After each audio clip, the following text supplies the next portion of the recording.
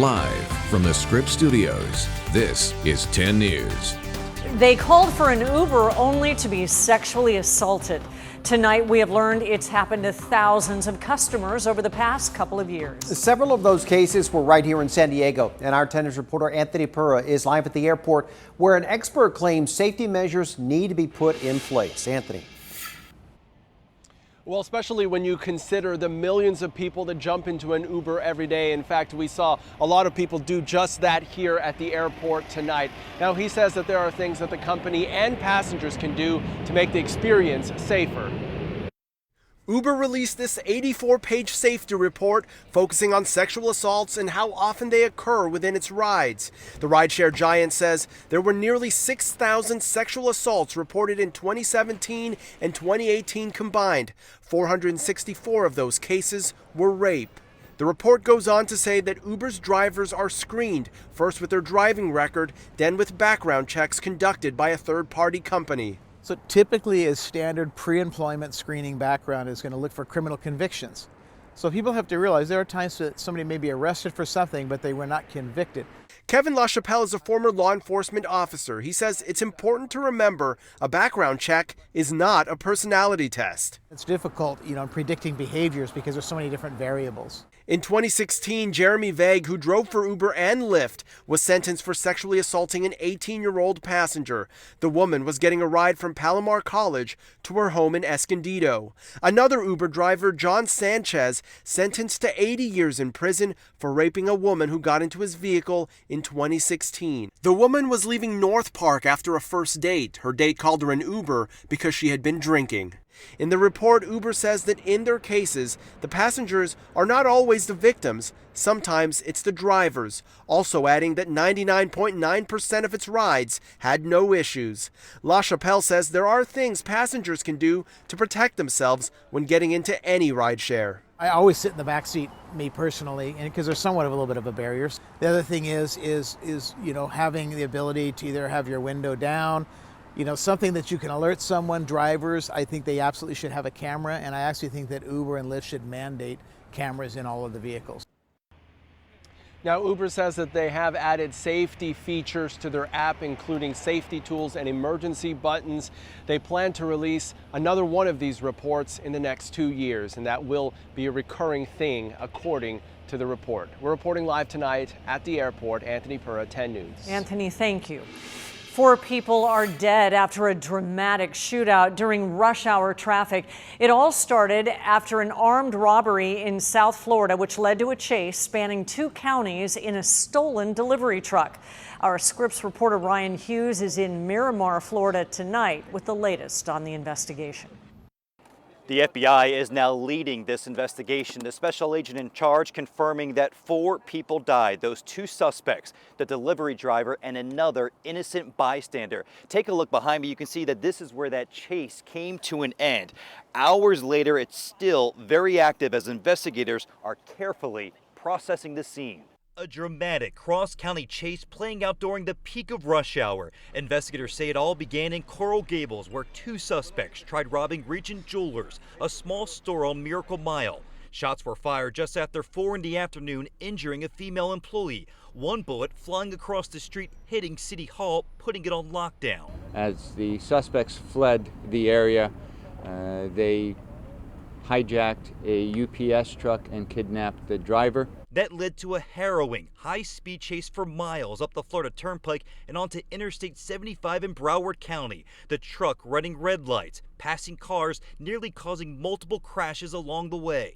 There was exchange fire between law enforcement and the suspects. The chase playing out on live TV, coming to an abrupt end on Miramar Parkway after the UPS truck is blocked at a busy intersection. Then a dramatic shootout in the middle of traffic, bullets flying through the air. The FBI now investigating after 2 suspects, the delivery driver and another innocent victim, were all killed. This is what dangerous people do to get away, and this is what people will do to avoid capture. If people give up and are held accountable for their crimes, then we wouldn't put these many people in danger. And we're told that the FBI and multiple agencies will be working through the night. The special agent in charge expressing his condolences to the innocent victims, but he declined to comment Who fired the shots? Was it the suspects or was it police who ended up killing them? He says that is part of the complex and complicated investigation. Reporting in Miramar, I'm Ryan Hughes. Yet another family is mourning the loss of a loved one to domestic violence. My sister, on the outside, lived a happy life, but on the inside, she was probably taking a lot of abuse. Officers were called to 46th Street and University Avenue in City Heights just before 6 o'clock this morning. Neighbors heard a couple arguing, followed by gunshots. Families say that Julia Serrano was shot in the chest and died at the scene. Police arrested her husband, Fernando Avila. Serrano's brother says that she recently filed for divorce and is hoping this doesn't happen to anyone else. You see anything, you notice anything out of the ordinary, don't stay quiet. Avila was booked into county jail on one count of murder. And we do want to remind our viewers about the resources available to victims of domestic violence who think they may be in danger. The YWCA offers emergency help as well, housing the San Diego Family Justice Center. It can also help if you decide to file a restraining order. And it's important to note a restraining order does not become active until the abuser is served. You can find a full list of resources on our website, 10news.com. Today, I am asking our chairman to proceed with articles of impeachment. After just 72 days, House Speaker Nancy Pelosi has officially moved out of the inquiry phase and into the impeachment phase of President Trump. President Trump calling it all a hoax. ABC's Serena Marshall is in Washington with the details. The Speaker of the House calling for articles of impeachment against the president. Today, I am asking our chairman to proceed with articles of impeachment. The historic announcement coming roughly 2 months after the Speaker announced an impeachment inquiry. That came after it was revealed the president asked Ukraine for a favor to investigate his political rival as his administration withheld nearly $400 million in military aid to the country, aid that had been approved by Congress. Our democracy is what is at stake. The president leaves us no choice but to act. It's a move she previously resisted, but later telling reporters, the facts of the Ukraine situation have just changed everything. The president on Thursday remained dismissive. Are you worried, sir, about the stain that impeachment might have on your legacy? No, not at all. No, not at all. It's a hoax. It's a hoax. It's a big fat hoax. Republicans arguing this was Democrats' plan all along. On the very first day of swearing in by their new freshmen, they got them the majority. After holding their hand up and swearing to the Constitution, in celebration that night, Congresswoman Tlaib said, "We are going to impeach them." As the House Speaker told a reporter, the decision isn't personal, it's about the Constitution. Do you hate the president, Madam Speaker? Because I don't hate anybody. This is about the Constitution of the United States. I don't hate anyone, so don't mess with me when it comes to words like that. With the articles of impeachment expected to be drafted and introduced sometime next week. Serena Marshall, ABC News, Washington. Democratic presidential candidate Joe Biden is defending his words in a fiery exchange with a voter in Iowa. You're a damn liar, man. That's not true. And no one has ever said that? No one has proved that? I see it on the TV. You said I set up my son to work in an oil company. Isn't that what you said? Get your words straight, Jack. That's what I hear on MSNBC. You don't hear that on MSNBC. The hell I didn't. You did not hear that at all. What you heard, look, okay, I'm not going to get in an argument with you, man. Well, I don't want to either. Well, yeah, you do, but look, here's the deal. Here's the deal. It looks like you don't have any more backbone than Trump does. Well, the man accused Biden of getting his son a job with the Ukrainian gas company. Some also believe that Biden called the man fat, but a Biden spokesperson says he was actually saying facts. Despite all that, the man said he would vote for Biden if he does become the Democratic nominee. New tonight, crews made quick work of an apartment fire that broke out near Old Town.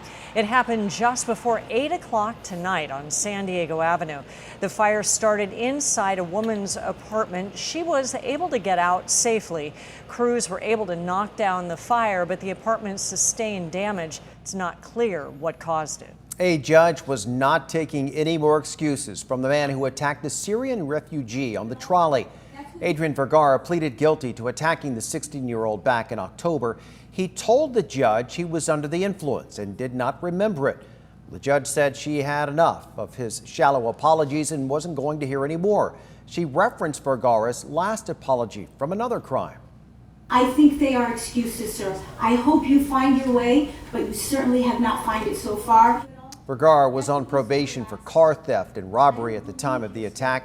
He was sentenced to 5 years in prison. The man who killed his roommate, stuffed the body in a barrel and dumped it in San Diego Bay is headed to prison. Today, Timothy Cook sat stoically in court as the jury read a guilty verdict. Prosecutors say Cook wanted money that roommate Omar Medina had recently been awarded in a settlement. Medina's sister shared her family's anguish at his death. He was my brother and I loved him, and he was a human being that didn't deserve to have that horrible death. The jury was hung on charges for an accused accomplice, Derek Spurgeon. Prosecutors say Spurgeon drove the boat that Cook used to get the body into the bay. 2 jurors said there wasn't proof that Spurgeon knew there had been a murder. The DA's office could retry Spurgeon. Cook faces 56 years to life in prison.